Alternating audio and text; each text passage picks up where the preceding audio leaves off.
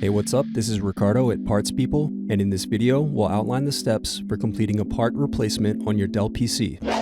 Visit our website and use this coupon for a 5% off discount.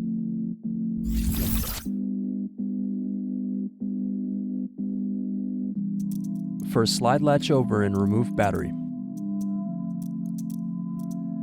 Next, remove keyboard and bottom base screws.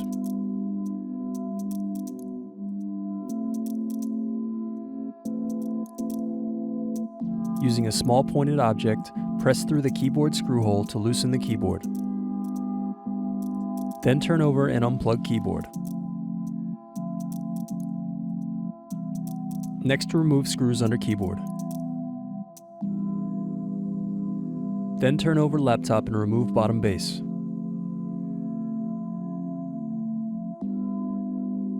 Then remove CMOS battery.